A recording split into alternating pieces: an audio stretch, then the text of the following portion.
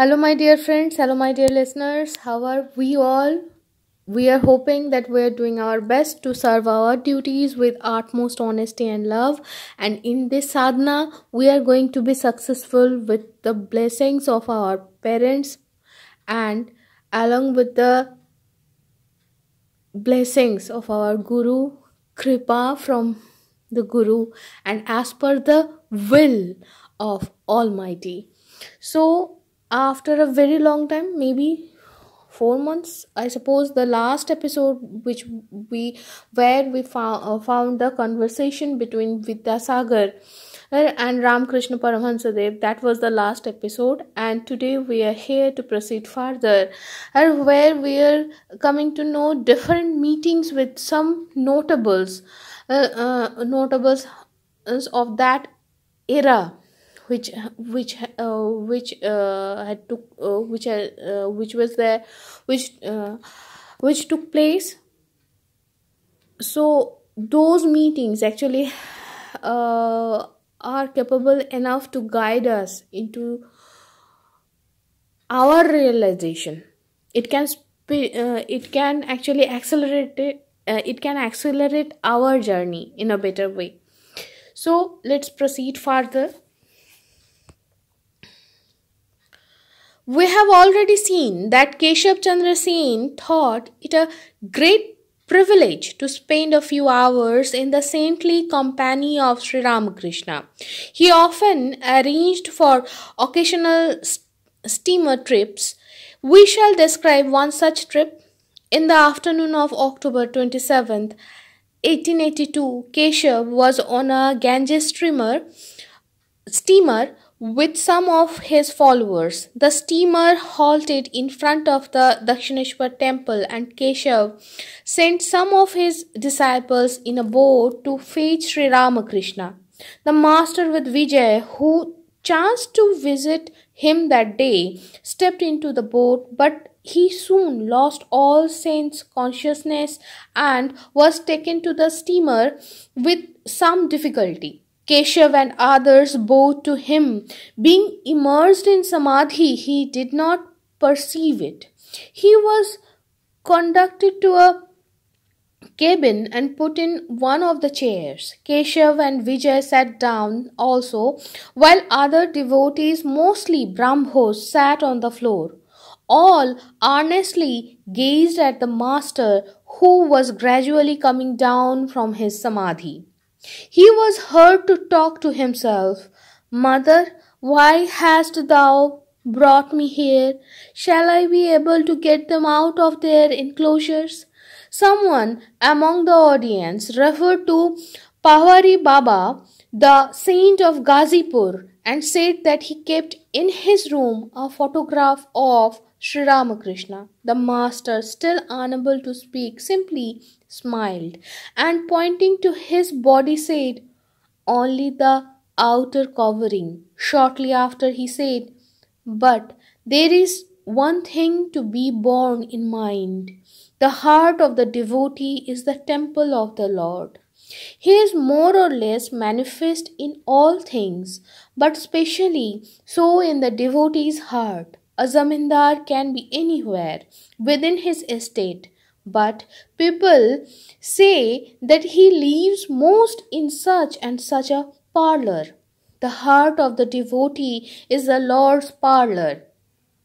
He whom the Jnanis call Brahman is addressed by the yogis as Atman and by the devotees as Bhagwan.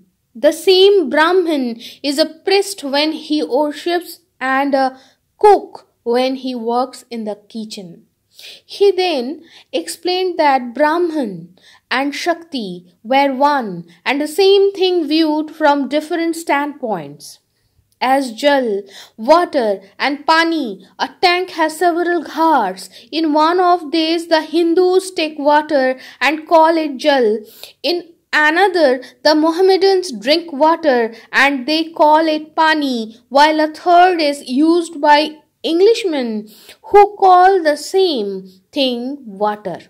All three are the same, the difference being only in name. Some call him Allah, some God. Others Others designate him as Brahman, Kali, Rama, Hari, Jesus, or Durga. He then sang some impressive songs to the mother. A devotee asked if one must renounce the world to attain God. Sri Ramakrishna replied that everybody need not give up the world. Let a householder fix his mind upon God. Let him do his work with one hand and touch the feet of the Lord with the other. Let him do his work with one hand and touch the feet of the Lord with the other. After finishing his work, let him cling to his feet with both hands. The master continued, it all depends on the mind. Bondage and freedom are both in the mind. The mind will take on any hue you choose to put on it. It is like a cloth in a dyer's house. You may have it dyed red or blue or green or in any other color. One caresses his wife in one way and his child in another way. But it is with the same mind. I am a free soul.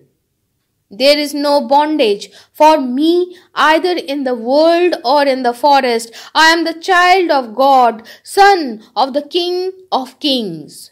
Who is there to bind me in fetters? In case you are bitten by a snake, the venom loses its power if you resolutely repeat, there is no venom. Similarly, if you say with a will, I am not bound, I am free, free you shall be. Why talk of sin and hellfire all your life? Say once, I shall do no more wicked deeds and have faith in his holy name.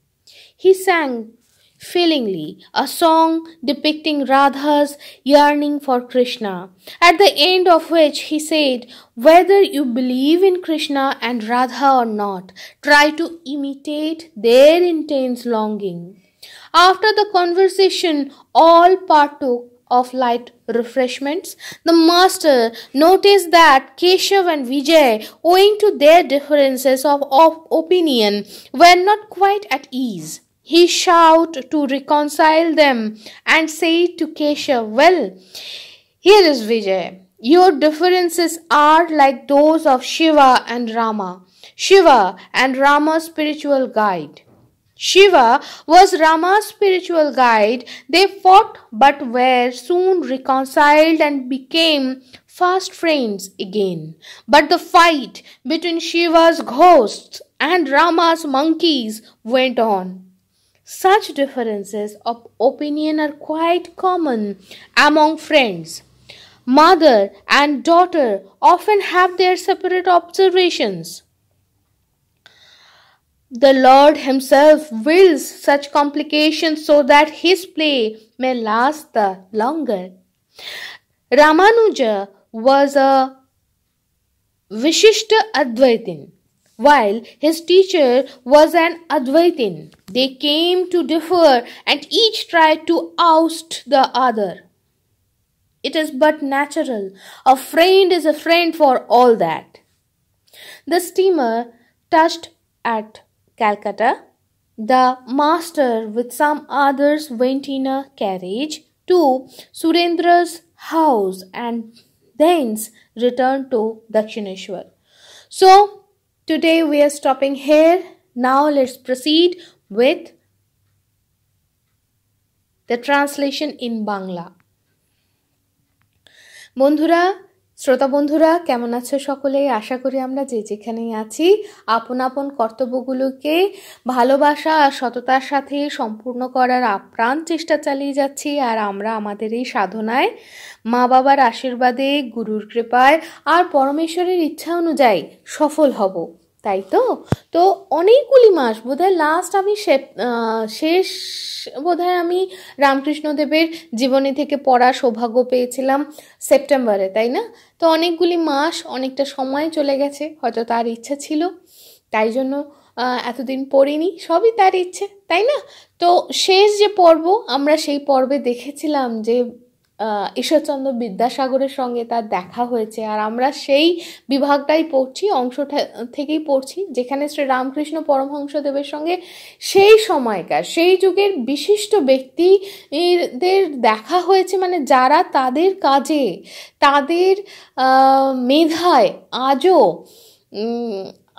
আজও তাদের উপস্থিতি আমাদেরকে বারবার জানান দিয়ে যান।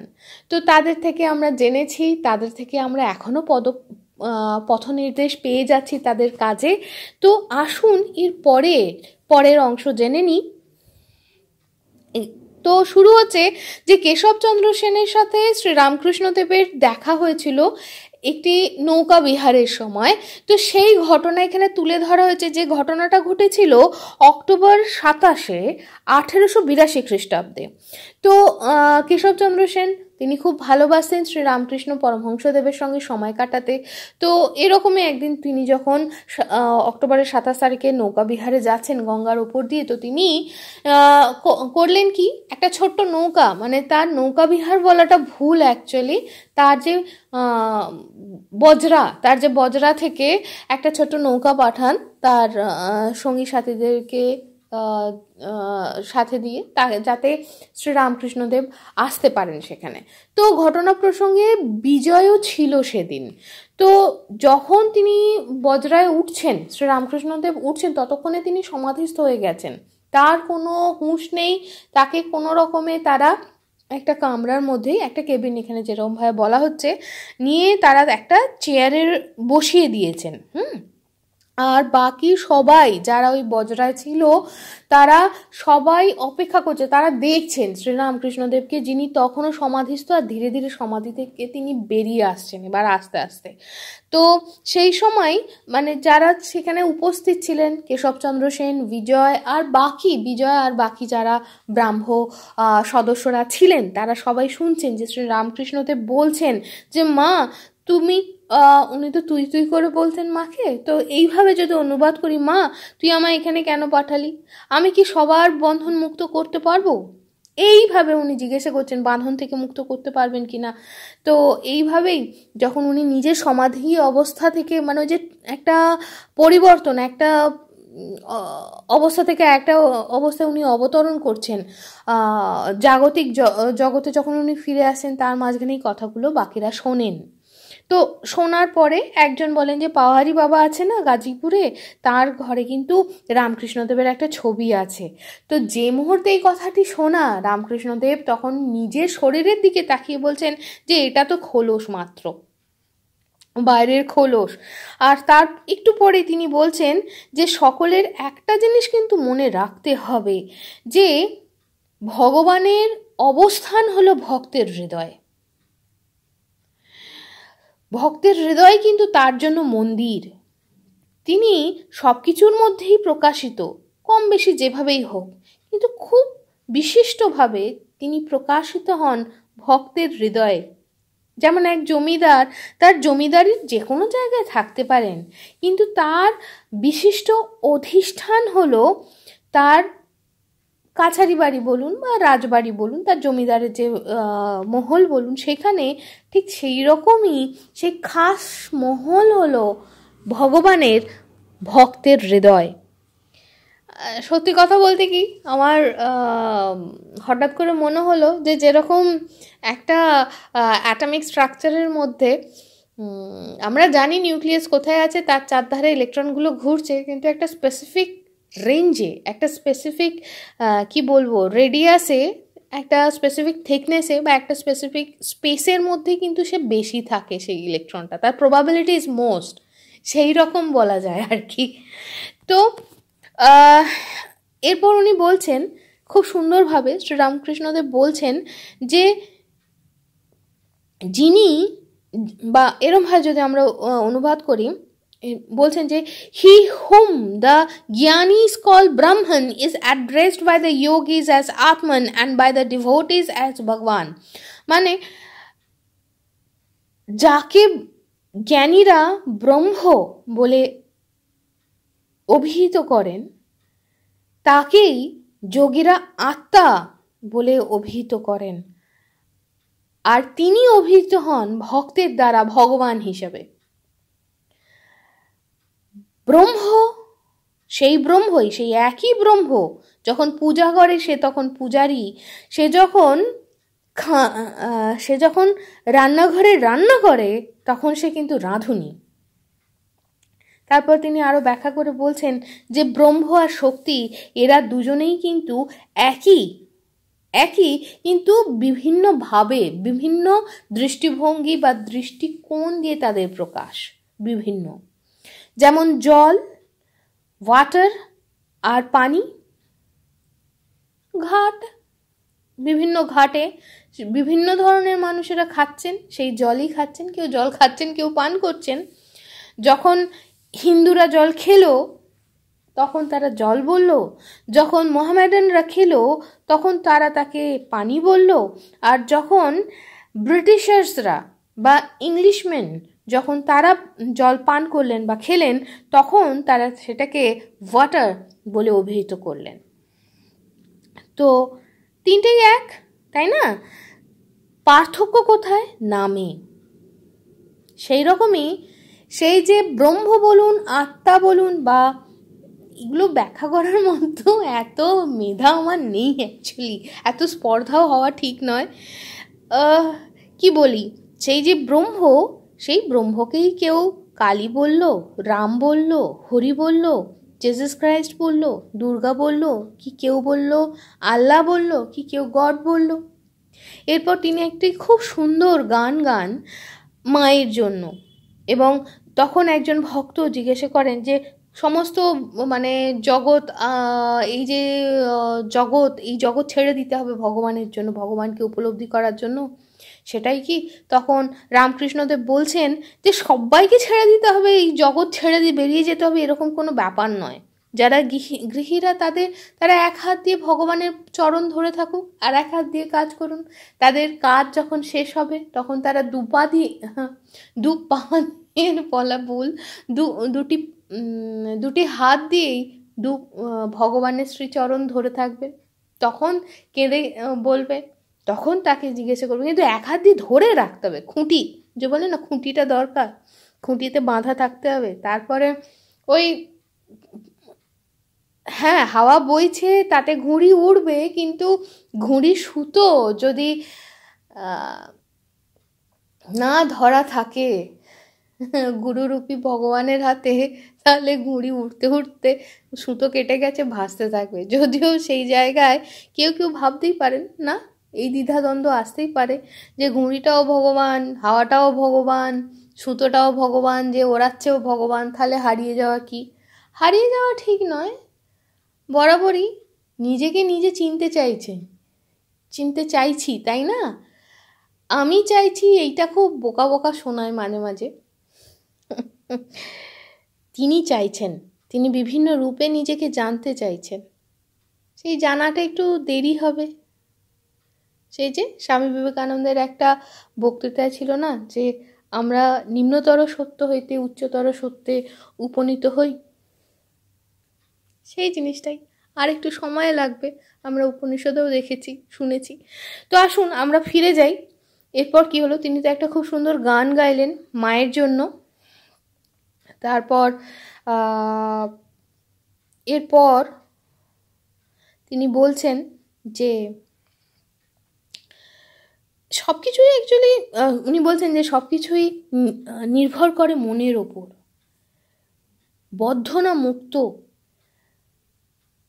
বন্ধনে আবদ্ধ না মুক্ত, এই দুটি স্থিতি কিন্তু মনের। মন যে রঙে রাঙাতে চায় সেই অনুযায়ী রেঙে যাবে।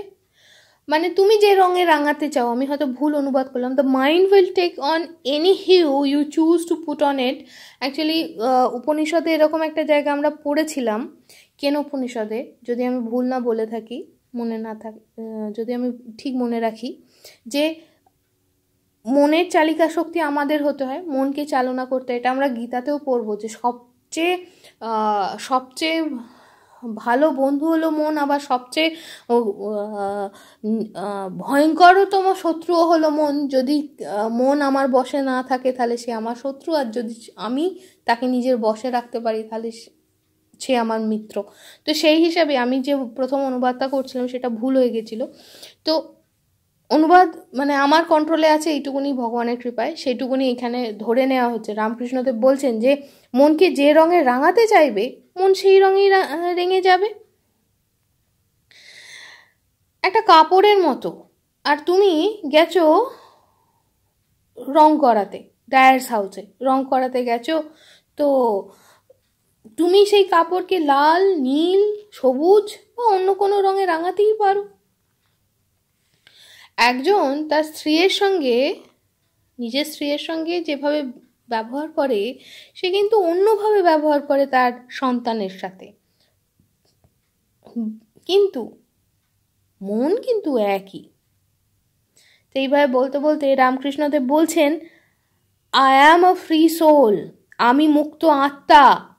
দের is no bondage for me either in the world or in the forest.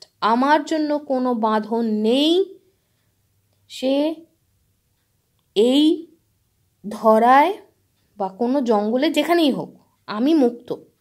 I am the child of God, son of the king of kings. আমি ভগবানের সন্তান, আমি রাজার রাজার পুত্র বা সন্তান। Who is there to bind me in fetters. আমাকে এই তুচ্ছতার মধ্যে কে বেঁধে রাখতে পারে? তুমি যদি এখানে একটা জিনিস কিন্তু অনেকেই ভাবতে পারেন, ভগবানের ছেলে, তাহলে ভগবান যদি ব্রহ্ম হয়, আমি যদি তার ছেলে হই, বা আমি যদি তার কন্যা হই, বা আমি যদি তার সন্তান হই, তাহলে তো আমি ব্রহ্ম নই। না, কনসেপ্টটা হলো মানে যেটুকুনি আমার মনে হচ্ছে এখন ছোট্ট বুদ্ধিতে, যে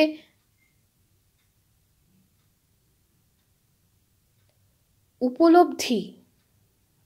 এর আগের পর্বে একটা জায়গায় আমরা শুনেছিলাম যে রামকৃষ্ণদেব বলছেন, একটা উদাহরণ দিচ্ছেন যে রাম আর হনুমানের মধ্যে কথোপকথন হচ্ছে, বিভিন্নভাবে আমরা ভগবানকে উপলব্ধি করতে পারি।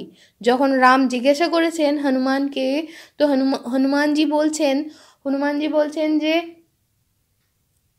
দাস্যভাবে মানে ভক্তভাবে যদি দেখি তাহলে আমি তোমার দাস, আর যদি আত্মোপলব্ধির অবস্থায় আমি দেখি তাহলে রাম আর হনুমান এক।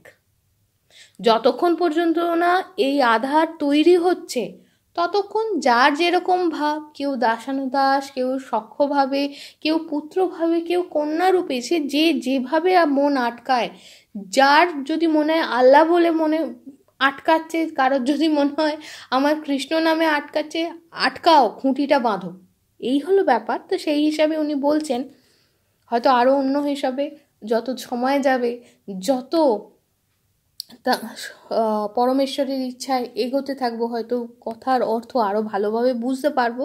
তো আমরা ফিরে যাই। তো who is there to bind me in fetters? In case you are bitten by a snake, the venom loses its power if you resolutely repeat, there is no venom. তো এখানে উনি বলছেন যে যদি সাপে কামড়ায় আর তুমি যদি দৃঢ়ভাবে বিশ্বাস নিয়ে বলতে পারো যে কোনো বিষ নেই, তাহলে তার বিষক্রিয়া হবে না।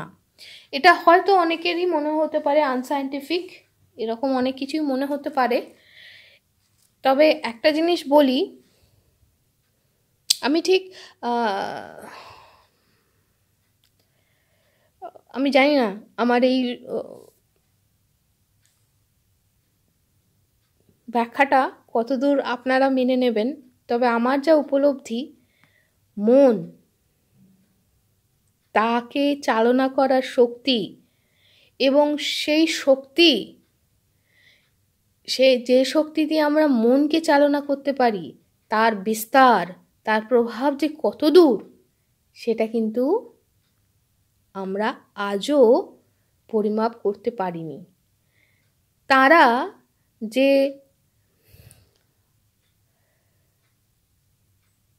সেভেন্থ ডাইমেনশনের ওপরে চলে যেতে পেরেছিলেন, তাই জন্য বিভিন্ন কোষ রয়েছে না, প্রাণময় কোষ, এরকম বিভিন্ন 7টা আলাদা আলাদা কোষ রয়েছে বা স্তর রয়েছে, তারা কিন্তু জানেন।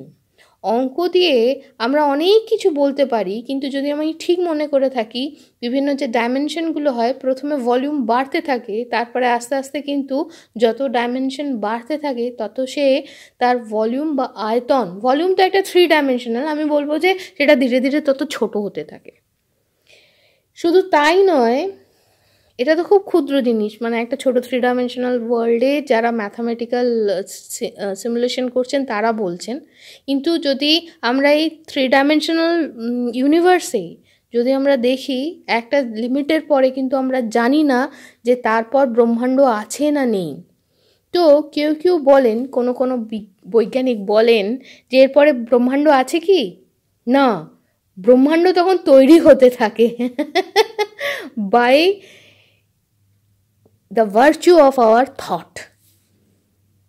আমি এই দুটো জিনিসই শুধু বললাম, আমি এখানে কোনো কুসংস্কার বলছি না, কারণ আমি যদি এখন ভাবি যে কাউকে সাপে কামড়ালো আর তাকে আমি ডাক্তারখানায় নিয়ে যাব না, আমি বলবো যে না কোনো বিষ নেই, সেখানে কিন্তু কিছু ভ্যারিয়েবলস খুব বিকটভাবে আমি, মানে কিছু ইন্ডিপেন্ডেন্ট ভ্যারিয়েবলসকে আমি খুব বিকটভাবে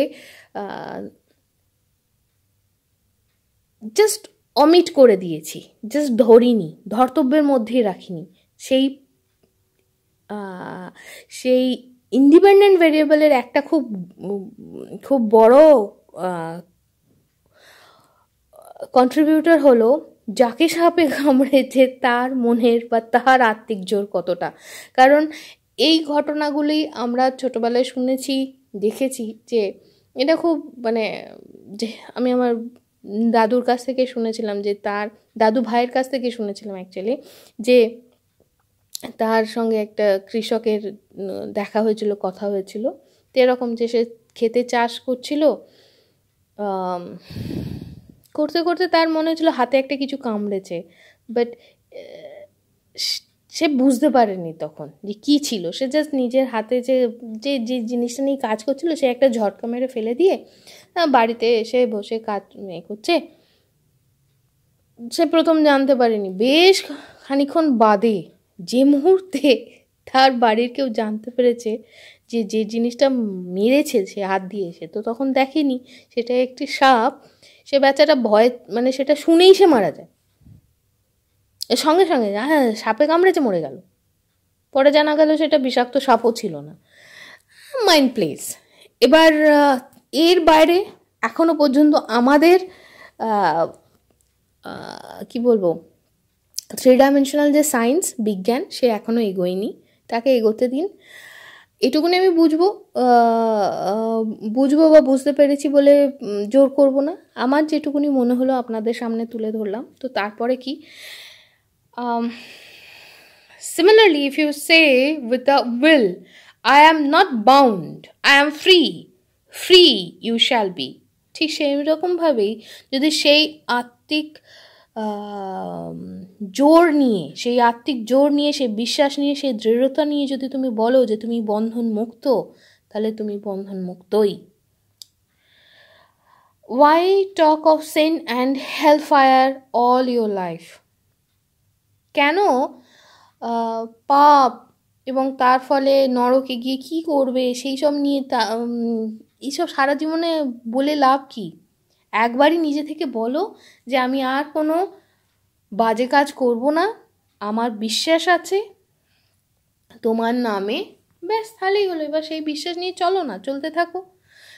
তারপর তিনি সুন্দরভাবে, যদি এখানে একটা টিপ্পণী করার লোভ সামলাতে পারছি না, আমি হয়তো ভুল, কারণ আমি সবটা তো জানি না, তবে আমার যতদূর আমি দেখেছি, মানে ইনিশিয়াল যে সনাতন পন্থার যে ধর্মগ্রন্থ বলবো না, যে বইগুলো, কারণ সনাতন পন্থা তো অভিজ্ঞতার একটা কি বলবো ডায়েরি, সোশ্যাল ডায়েরি, সবাই মিলে নিজে নিজের অভিজ্ঞতাগুলো লিখতে লিখতে এত সুন্দর তৈরি হয়েছে।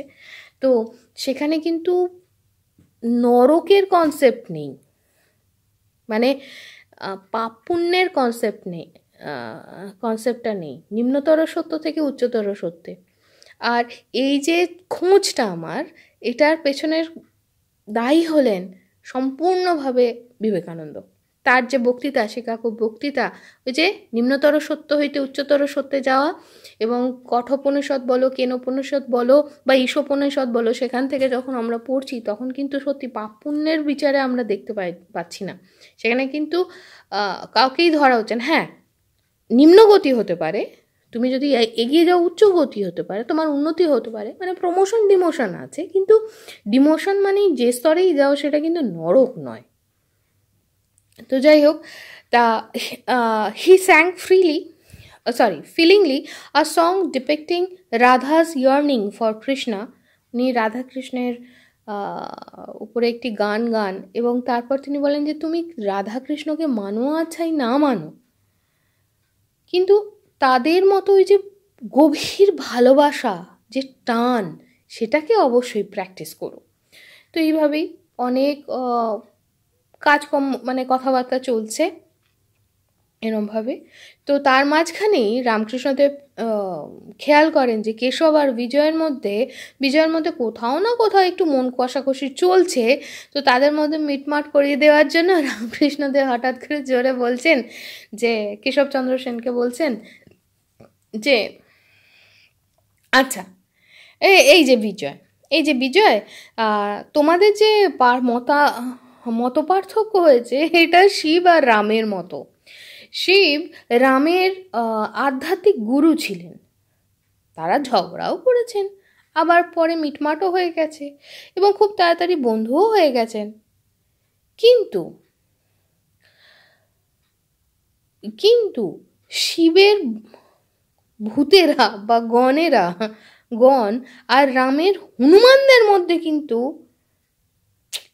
যুদ্ধ এখনো থামেনি। তো এই যে মতানৈক্য না হওয়া, এটা খুব সাধারণ। যেমন মা মেয়ের মধ্যে খুব হাউমাউ করে ঝগড়া হলো, কিন্তু তারপরে আবার মিটে যায়, তাই না? কারণ দুজনেরই মনোভাব মতামত আলাদা হয়। তো ইনি বলছেন যে ভগবান এই জটিলতাটা পছন্দ করেন, যাতে তার যে এই যে একটা বড় নাটক বলবো না, তার এই যে লীলা, সেটা যাতে চলতেই থাকে। সেই প্রসঙ্গে তিনি আরেকটি উদাহরণ দেন যে রামানুজ যিনি ছিলেন বিশিষ্ট অদ্বৈতবাদী, তার গুরু ছিলেন অদ্বৈতবাদী। তাদের দুজনের মধ্যে একদম ভয়ঙ্কর লড়াই হতো, মহাভারত হয়ে যেত পুরো। তো দুজনেই কেউ কাউকে ছাড়বে না, 1 ইঞ্চি জমি ছাড়বে না, এইরকম। কিন্তু এটা স্বাভাবিক, বন্ধুরা কিন্তু এই জন্যই হয়। A friend is a friend for all that. সত্যিকারের বন্ধু কারণ কিন্তু এই রকমই বন্ধু হয়, যে চুল চেরা বিচার করে একজন মানুষকে তার মতামত এবং তার নিজের মতামত, যে বন্ধু হিসাবে এসেছে, সে তার নিজের মতামতকে মানে একদম প্রফাউন্ডলি এস্টাবলিশ করতে সাহায্য করে, যেখানে প্রত্যেকটা প্রমাণ, প্রত্যেকটা supportive document, argument, counter argument, প্রত্যেকটাকে প্রতিষ্ঠা করতে সাহায্য করে। মানে বন্ধুত্ব সেটাই প্রবল। যে বন্ধুত্ব এই নয় যে ভাই তোকে আমি টুকলি করতে সাহায্য করলাম। বন্ধুত্ব সেটাই যে হ্যাঁ, তুই টুকলি করতে চাইছিস, আমি টুকলি করতে তোকে দেবো না, তুই ফেল কর, কিন্তু আমি এর পরের বারে তুই যখন পরীক্ষা দিতে বসবি তার আগে আমি তোকে তৈরি করতে সাহায্য করব। এতটাই তুমি তৈরি হয়ে যাবে যে তুমি নিজে থেকে পরীক্ষা দিতে পারবে। তো যাই হোক, এরপরে the steamer touched at Calcutta, মানে কলকাতায় স্টিমার বজরা বলবো, যাই হোক বজরাই যেহেতু বলছি বজরা বলেই অনুবাদ করি। তো স্টিমার কলকাতার ঘাটে এসে থামলো। তখন একটা ঘোড়ার গাড়ি বা একা গাড়ি কি জানি না ঠিক, তো একটা ঘোড়ায় টানা গাড়ি করে সুরেন্দ্রর বাড়িতে উনি যান। আর তারপরে সেখান থেকে দক্ষিণেশ্বর। তো আজকের পর্ব এখানেই শেষ হলো। আশা করি আমরা সবাই ভালো থাকবো, আনন্দে থাকবো, আর নিজের কর্তব্যগুলোকে ভালোবাসা আর সততার সাথে সম্পূর্ণ করার আপ্রাণ চেষ্টা চালিয়ে যাব। So my dear friends, today we are stopping here and we hope that we will get the privilege to read together again from the life of our master in the next episode. Till then, be happy, be jolly, and keep praying. Shubhaya Bhavatu.